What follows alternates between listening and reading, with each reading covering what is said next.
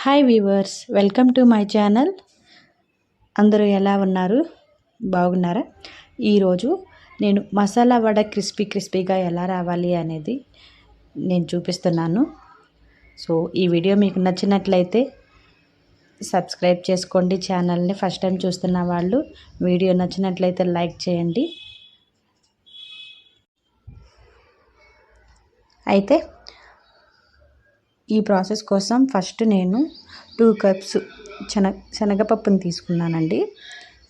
దీన్ని బాగా నానబెట్టి అట్లీస్ట్ ఒక 2-3 అవర్స్ నానబెట్టాలి.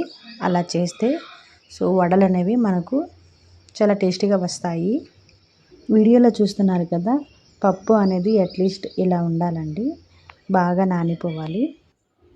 తర్వాత దీన్ని ఒక మిక్సీ జార్లోకి తీసుకొని వాటర్ లేకుండా గ్రైండ్ చేసుకొని ఒక బౌల్లోకి వేసుకోవాలి.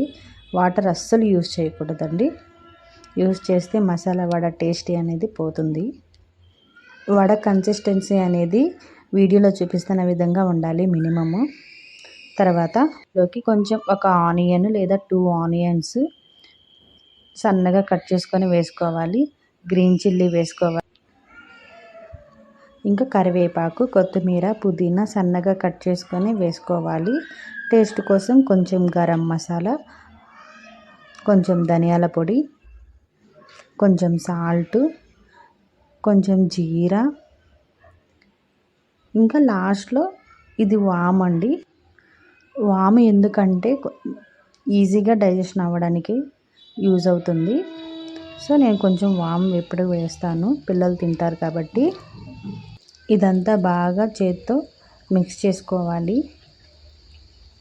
కారము అన్నీ బాగా సెట్ అయ్యేటట్టు మిక్స్ చేసుకోవాలి. ఇంకా సాల్ట్ కొంచెం యాడ్ చేసుకోవాలి.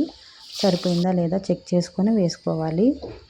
వీడియోలో చూస్తున్నారు కదా ఎలా ఉంది అనేది, కన్సిస్టెన్సీ అలా ఉండాలి మనకు. పర్ఫెక్ట్గా వచ్చింది కదా. సో ఇప్పుడు కొంచెం ఒక బాండీ తీసుకొని డీప్ ఫ్రైకి సరిపడా ఆయిల్ తీసుకొని కొంచెం హీట్ చేసుకొని ఇంకా అవి కొంచెం ఫ్రై చేసుకోవాలండి. అంతే అండి, మనకు క్రిస్పీగా వచ్చేస్తాయి వడలు. మీరు ట్రై చేయండి, ఖచ్చితంగా మీకు ఇలాగే వస్తాయి. ఎలా వచ్చింది అనేది కామెంట్ చేయండి. ఈ వీడియో మీకు నచ్చినట్లయితే వీడియోని లైక్ చేయండి, ఛానల్ని సబ్స్క్రైబ్ చేయండి ఫస్ట్ టైం చూస్తున్న వాళ్ళు. Thank you so much for watching my channel.